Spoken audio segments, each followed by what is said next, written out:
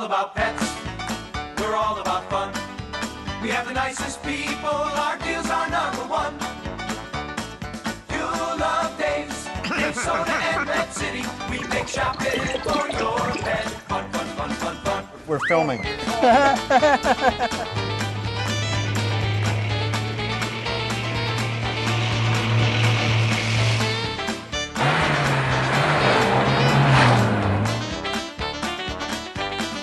Well, hello everybody, and welcome to Dave's Pet Show. I'm here with young Matthew, and is this like $4.95 show or something like that? We're getting We're getting pretty close. So Matthew was. We said, "What are we going to film about this morning?" And Matt got pretty excited. It doesn't take a lot to get. No, Matt I'm pretty easily excited. amused. It's just such a simple world for me. Yeah. All right, we're going to look down We here. actually do this show as, just sort of therapy for Matt. It's my quiet time. Yeah. All right. Anyway, look down here. We have some this week. We always have these, but I just want to point out for those who have missed them, these are some beautiful tank buster peacocks and Oscar cichlids. Look at the color on these guys. I can still see me, right? These are Oscar. This is an Oscar. Oscars. That is an Oscar. This is This is an albino tiger Oscar. Yeah. And these are really common. People do see them, but people are still fascinated with them because of simply the size that they Plus can get. They get to be like 8 feet. They can get up to about 16 inches, and they can put on a few pounds. So these are meaty, chunky, big tank fish. The trade-off is they have such unique personalities that they actually recognize their owners. So you can person who's not lived in the house can come to the tank, and the fish will just go around do its thing. But the regular feeder or the person that takes care of them, the fish will come right up and almost like a puppy dog will just sit there and beg for them. Do Oscars like veal? Mm-hmm. You can feed them pretty much anything, pretty much. Veal Oscar. Veal, yeah. Get it? I didn't. Okay, get back to work. Okay. Anyway, but Oscars like I said, these are considered small Oscars. They look big in here, but these are actually really small considering the size that they can for about get. 2 weeks. For about 2 weeks. They are fast growers, so an ideal tank to start with is the biggest one you can possibly find. 75 to a 90-gallon tank for a pair of them would make a great home. Maintenance-wise, Which everyone has room for. Everyone has room for. Yeah, 90-gallon tank's about 8 feet long. 48 by 18 by 12. But anyway, Okay. it's enough that it's a big enough tank. But a big, Yes. spacious tank really gives it ease and maintenance for them. Yep. They do produce waste, so a lot of routine gravel Why do they vacuuming. produce so much waste, Matt? Because they eat a lot of food. Yeah, These guys are food. And this is not the food that's fun to feed them. This is not the food that's, well, it is, because they'll take out of your hand. I know what you're getting at. We'll get to that in a minute. Okay. But these guys right here, you can actually hand feed. Any of these foods right here, the omega pellets, the shrimp chunks, this is actually whole shrimp right here. Yep. Completely freeze-dried shrimp. And this food is all natural. This is not, if you ever look at the label, and I've done this before, label on the thing, whole salmon, whole herring, whole shrimp. Fish actually live in water, so they're going to eat other fish. They're not going to eat like dried yeast or rice or anything like that some other fish food has. So this is what they digest. This is what they eat. This is what they are designed to digest. Right. This is the ideal food for them. A good, well-prepared. You can feed them chunks of raw shrimp. You can feed them.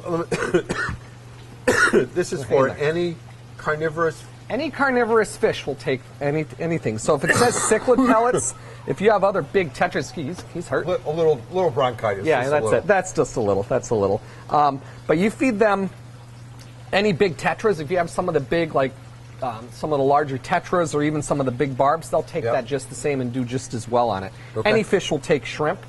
Any carnivore will take shrimp. Any catfish, anything that likes to swallow their food whole. Okay. But getting back to the Oscar. Yeah. Now, a lot of people who have these, they are predators. They will want to eat. They will stick whatever they can get in their mouth. So the big thing a lot of people have done, and it's interesting to watch them, is them prey on another fish or eat feeder fish. Yeah, feeder fish and things like that. A lot of people make a bad mistake is they make them live on feeders. Feeders is a fattening and a treat food, an occasional thing, just like chocolate for humans. But if they're constantly living on that, if they're constantly living on feeder fish, you're loading parasites into their system. You're actually putting a lot of heavy enzymes, and it's hard for them. It's really rough on the digestive tract. and it's all going to come back out in your aquarium, so it's rough on your maintenance. Okay. So here and there, an occasional fish, just if they're having a finicky eater. Also, if you constantly feed them feeders, they're going to become aggressive, real aggressive. Okay. Okay. If they are, like I said, given like anything, fish in the wild are opportunistic. They're going to swim around. They'll see a shrimp. They'll eat a shrimp. They'll grind away on a plant. I mean, they'll take whatever they can find. So vary here's the part diet. that's fascinating me. Mm-hmm. We've got the Oscars in here, but you've got them in with the Africans. African cichlids, yes. Way back when everything was wild caught, that was difficult to do. But these are actually all tank raised now. You almost never see wild caught Africans at all anymore. They've all been, they're incredibly easy to breed. So you can breed them in a home tank. So now they're used to city water where the pH is at 7.075 and they thrive just fine. You can. They thrive what? They thrive just fine. Just fine. I'm sorry. I was an Italian. Just fine. That's it. It's my little background. That's it. Get a little accent kicking in there. But he just loves this, doesn't he? You guys? Anyway, as I was saying, moving right along. Yeah. Okay. They do live just fine together. The only thing you want to watch out for whenever you're adding cichlids to a tank that's existing has cichlids existing in there is they get territorial. Real territorial. So a lot of people, we see it every so often, people will buy a cichlid, they'll put it in their tank, they'll come back 2 days later, my fish killed it. They're defending their feeding grounds. Who's the guy with the red? Okay, that one is called a Borlei cichlid. Isn't that beautiful? He's got the blue head with the red side, red fin Borlei. Yeah. And that's one of the prettiest, that's an African cichlid. And that's honestly one of the prettier ones that you can see. So this is what's got me confused now. Mm-hmm. All these fish didn't get put into this tank at the same time, and we don't have a million hiding places. Here's the trick. We put them in groups at a time. If you put singles in there, they're going to go. If you put them in a group, and you keep them in a larger number in here, they'll actually you channel the aggression. Okay. Also, whenever here's a little trick for those who have cichlids. Just say you want to buy one cichlid and you have another couple cichlids at home. When you get home, take your fish out of your tank. Move them aside. Existing. Take them out of your tank. Move everything around in your tank. Rearrange all your decor. Move my cheese. Exactly. Right. Put the new fish in. 20 minutes later, put your old fish back in. So what you're doing is you're confused. When you take the old fish out, do you need another tank to put them in? Well, a bucket or an air stone in there will be fine. It's temporary. Temporary. 25, 30 minutes won't hurt them. Right. But what you're doing is you're confusing and you're putting all the territory. You're resetting the territory back to neutral. Okay. Another thing that you can do to channel aggression off is you take a fast-moving non-cichlid species in there that distracts them, called almost like a target or a dither fish. Dither fish. It's called dithering. You're dithering their attention away from each other. So a lot of times you'll see a cichlid tank and you might see a giant Danio or a Congo tetra or a couple of barbs, a tinfoil barb zooming around. What they're doing is they're just going back and forth and they're not territorial, so they're just constantly, almost like a blocker or a referee in a sense, that they're distracting. They're channeling their attention away from each other onto that one that's moving around. So it keeps a lot of the aggression off of the other fish. And so the next question is, so now you've got was this a 20-gallon? This is a 33 long, 33 long. Will this sort of dampen the growth spirit of the Oscar, or will the Oscar still going to grow? That is a wives' tale, because as long as you keep the water clean, as long as you're good, they're going to grow. They're going to grow. Remember years ago we had a guy in the Carew Street store who came in, turned in a couple of gigantic goldfish. And that theory was perfect. He had them in there every day. He was doing water changes and feeding them, just keeping them really healthy. And then it got to the point where they couldn't turn around. So they will outgrow a tank. What happens is that wives' tale of fish grow under their tank. They become stunted because the waste in the tank builds up to the point where they stop growing and then they die to that point. It just the tank can't support them. Folks, you can see how just spotless these tanks are. Right? I mean, and these fish, these are eaters. These are eaters. And a lot of time people ask us why we don't have the gravel on the bottom. It's just that. We go through white nets every day, a couple times a day, and pull off any waste. We also have the advantage here of running bigger filters and a drain system. So we are doing a lot of maintenance. The blue top on that guy? See, all these Africans come in some a lot of people also think that freshwater fish don't have the color of saltwater. No, some of these will rival saltwater on the coloration. Look at the Borley eye. Look at this yellow libidichromis or yellow labid. Okay, and then you've got an albino jack right here. Yep. It's a real pretty fish. Yeah, I mean, they're gorgeous. You got some gorgeous, gorgeous, gorgeous colorations. And in a big tank with a group of these in there in a living room, it's fast. It's excellent. They're great to keep. All right. All right. Well, thank you very much for this little bit of knowledge, Matt. We look forward to coming back and visiting with you again soon. Thank you, sir. Don't go away, folks. Kevin and I will be back up because it's starting to be lawn season, even though we're supposed to get something this weekend. Yeah.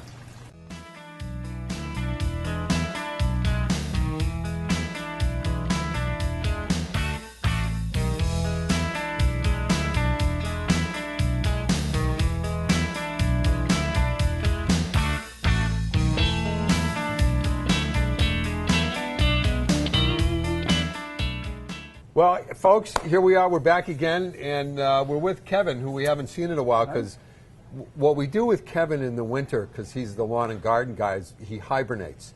And so it's now, the sun came out, so Kevin woke up this morning, and we thought that we would have him on the show, because even though we're supposed to get whacked with a snowstorm this weekend. It's going to be rain. Rain. It's let's see, by the time you see the show, it'll be the middle of March. Yep. So it's time for... Time to get started. Start planning. As we're standing right next to our ice melt. Yes, right, yeah. Well, hopefully we won't need that, but, you know, a couple things to start planning for. First of all, your lawn. If you really want to get going on your lawn, it's time to start now, to start thinking about it. Even if the ground's still frozen? Yes, certainly even if the ground is still frozen. Actually, I think the best product that we have is the Agway 4-step program. Yep. It makes it easy for the customer. They don't have to think about it. They get all 4 bags, and it tells them right on the bag when to like a quarter put it down. 4. Yes, quarter 4. You know, right. Like the first stage is March 1st through April 30th. Right. So we're already well into that. So if you're really lazy and procrastinate, you got a couple months. This is actually one of the ones that it's actually very critical, because this needs to go down before the crabgrass germinates. Because crabgrass is... so you do have to do it early. Yeah, because crabgrass is an annual. It dies and reseeds itself. So you got to kill the seeds. If that seed germinates, this isn't going to do a thing. Okay. So this has to go down, and the kind of the rule of thumb is, if everybody kind of knows what forsythia is, the yellow flower that comes out early in the spring, you see them all over. Is that like formaldehyde? Yeah. Remember the Abbott Costello? Anyone old enough? No. Who's that? No. Yes, exactly. It's formaldehyde.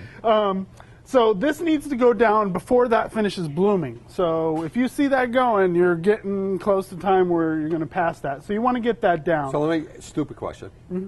All the step 1s we have has the crab. That's what step 1 is. That's what step 1 is. Okay. No matter what program you get, it's going to be a crabgrass control and fertilizer. They all have fertilizers, but some do different things. Okay. The other thing that's really important, and if you swing over here, is lime. Lime is really important for your lawn because most of our soils here are acidic. I think we talked about this last year. And grass doesn't really like it acidic. And the other thing that happens is the nutrients that are in our fertilizers, they actually get bound up in the soil, and the plant can't take them at those pHs. So the lime actually helps neutralize that, bring it down to where the plant can use the nutrients and take it away from the soil. So the pelletized lime, we don't even carry the powdered lime. That's a mess. It gets everywhere, blows everywhere. We do the pelletized, and actually I have a fast acting. So if you have like moss in your lawn and things like that, the fast acting will help prevent that and to kill that off as well. Okay. So that's really actually, you know, I important to remember it. This new one, when I first went into this business, we used to only have the old lime. Yeah. Right? I remember. And you'd have to buy like 8 or 9 of them to do you right, and now no one buys the old. Farmers, I think, still use it, but that's it. Yeah, it's a mess, and you have to buy a ton to do your yard. It's not even worth it. Right. We do have some, for folks that are really interested in being safe and using an organic line. Yep. Agway actually has corn gluten. We always think of gluten as bad, but corn gluten, it's a really slow-acting, high nitrogen. Well, it's not high nitrogen, but it's all nitrogen fertilizer. Yeah. So that will it's slower release, so that will help the lawn get going. But it's That's all a big natural. bag. It's a big bag, yeah, because there's You have to use a lot. yeah, it's not concentrated like these Got it, things are. got it. And then Espoma actually has a nice organic line as well that we carry. We do really well with these. Yeah, folks, right. so folks who want to go that way, it is definitely a little more expensive, but if you want to be organic. So, in your opinion, does the organic make a difference? Well, it makes a difference in not having certain chemicals and some of those things that are Right. more dangerous. It's not gonna, this is just as good and probably does a little better with the Agway line. It's going to be a little bit more efficient. But if Right. you want to be safe, that's the way to go. So the reason I ask, it's the same, but it's not the same. It's like people come in with tick control. Yeah. And they only want to use an all natural. Yeah. line. And the problem is, Doesn't work as well. it doesn't work as well. Yeah. And it's pretty much Right. the same thing. Right. It's usually lower doses of fertilizer, of the nutrients, Yeah. and things like that. So it's Yeah. very similar. Yeah. But I'm assuming if you're a gardener and you're growing stuff, you want to use the organic one. Right? You mean things to eat, Yeah. stuff to eat? Yeah. Yeah. Well, this is just for lawn. No, I understand. So, yep. But your lawn is going to be near where your garden is. Right? Yeah. I mean, you don't really have to be too concerned Yep. with that. Yep. Certainly the crabgrass control, you do have to be very careful if you're seeding anywhere where you're putting any kind of seeds down. So it'll kill any kind of vegetable seeds, and grass seed, it'll also kill that as well. Oh, you want to So- talk about? Yeah. So we'll talk about that in just Yep. a second. But if you need to reseed your lawn, you don't want to use this because you will actually kill off the seeds that you're going to be putting down. Oh. And it lasts for 4 to 6 weeks. So there is an alternative. My understanding is this may not be available much longer because I think they're stopping using this. But it's this is a crabgrass control, but also for seed starting. So it's what we call a selective herbicide. Something's in there that. It will only kill crabgrass seeds. It won't kill Right. our regular grass seeds. Right. No, I'm just curious why they're going to discontinue it. You would think that Something in there. Something's in there. Right? Yeah. Cyanide or something. Well, I don't think it's that bad. But, Oh. all right. But to go along with that, for Yeah. folks this is a great time to start planting your Yep. lawn to get it freshened up. So you know what? It just dawned on me. We're going to be at the home show Yeah. featuring a lot of this stuff. I don't know our booth number, but the home show is coming up middle of March. I'll right? be there So, on Saturday. Yeah, you'll be. Yep. So you know what? Are we almost up for this segment? Because we'll come back with Kevin and talk a little. All right. So don't go away, folks. We have a company that wants to pay us a lot of money to run an ad, and we'll be back in just a minute.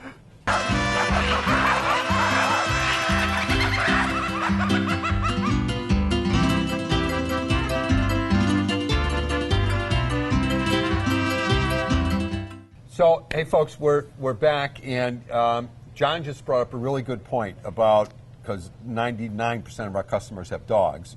So after you put down your fertilizer, what do you do to make sure it's safe? So what they usually recommend is that Yeah. before you let any kids or pets or anything on it, that you water it in or it gets rained in, Yeah. and then you let it dry. After that, it's usually It's safe fine. to walk on. Yeah. Okay. All right. So now let's go to the fun part about Yeah, so what it's we time do. to start planning, Yep. for your vegetable gardens and gardening in general. And Yep. we alluded to it a little bit with the grass seed. And This is so cool. Yeah. They named the grass seed after me. after you, everything. This is a great blend. So grass seed likes it cool. So it tends to do well when it's cool. That's why our lawns burn out in the summer when it gets hot. So this is a perfect time to Yeah. actually put this down. Some people even put it down in the fall and it freezes over and then Yeah. it'll germinate, or most of it will germinate in the spring. But this is the best time to put it down. Get it down early. Lime, if you're going to do your starter fertilizer, you can do that. And then put this down. Now, the Dave's New England blend is a blend that's mixed up just for our area. One of the kind of misnomers is people love Kentucky bluegrass. They think it's the best grass around. Well, it's not here. Kentucky bluegrass is, it's great in cold I weather. It was Colombian gold. Oh, well, that's a different one. You know, we are in Mass now, but yeah. Right. Right. But it doesn't like it hot. So that's the one it burns out. So you know what's interesting? Isn't it kind of hotter in Kentucky? I don't know what the weather is in Kentucky, but Well, it would be hotter in Kentucky than here, right? It's down souther more. sort of out west, yeah. Yeah. But, Anyway, so just it's the fescues that tend to do really well in some of those, which is a great lawn. Most people are not going to know the difference, but it tolerates the traffic and the drought a little bit better. So this blend is mixed up. Fescue. Yeah, fescue. There's different varieties of it, but this is what this is mixed up with, and some annual, some perennial but grasses. Rescue your lawn. There you is what go. We should do our new ad campaign. See, all right, we'll have to change the name. Right. All right. So the Dave's New England blend is a great blend for that. We also carry the Stupid Scotch. question. Yep. Stupid question.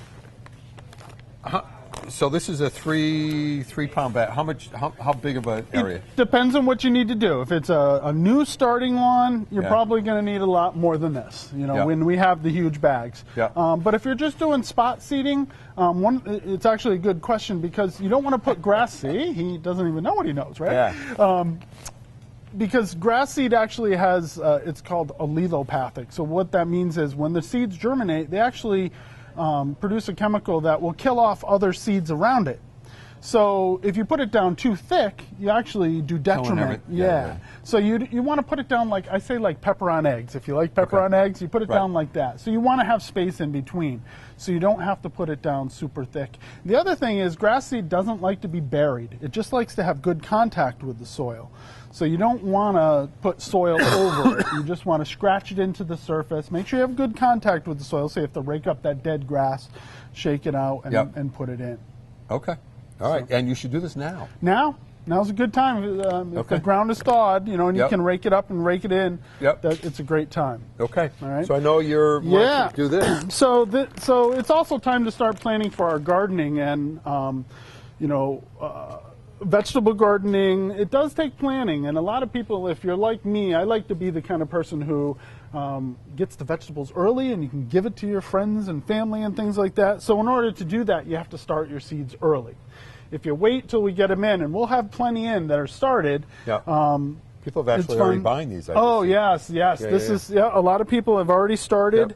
But there's some tricks to it to get it going right. You want to do the timing right. So, like, you would not plant lettuce inside now. It's silly. That's something you plant out early. It grows fast and it ripens fast. But things like eggplant take some time. That you want to start 8 weeks before what's considered our safe planting time, which is Mother's Day, around Mother's Day. So it's time to start planting those things. And there's some great convenient things to use now. Certainly if you don't have a greenhouse, we do have the little greenhouses. Yeah, that's the coolest. Yeah. So you can start things in there, and that's plenty to get most homeowners going with a huge garden.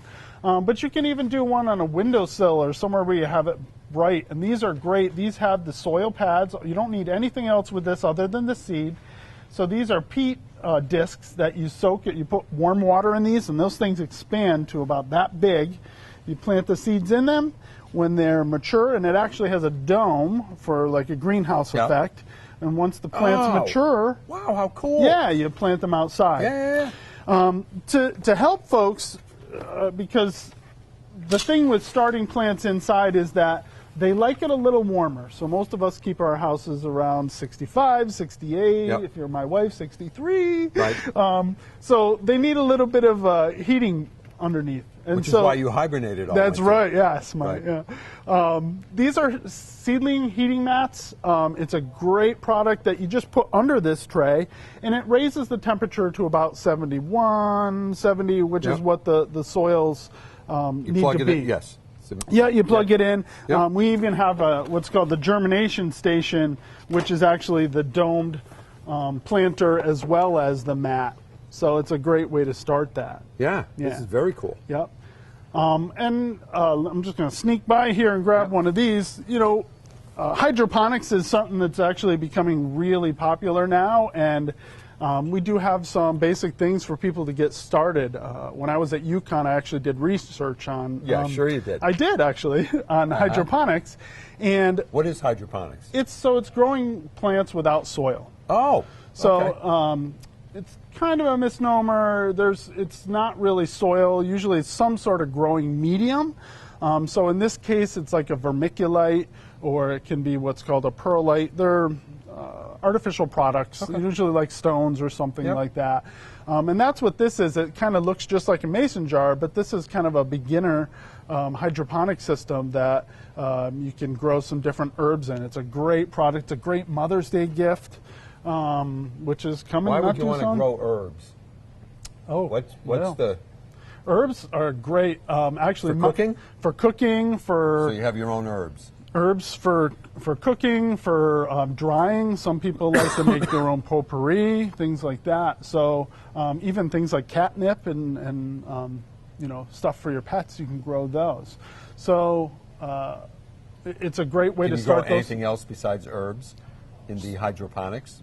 The research I did was on actually cut flowers, so you can. Seriously? Yeah, it's a little more difficult to get that way, but this is great for small. You can put it in your kitchen, and you can grow one of So them. you just put it right, open up this thing, and it Yeah, just it does- gives you instructions How on how to cool. do that. Yeah. You can grow basil, which is something everybody Yep. loves to use, and Yep. cilantro, and some of those things are great.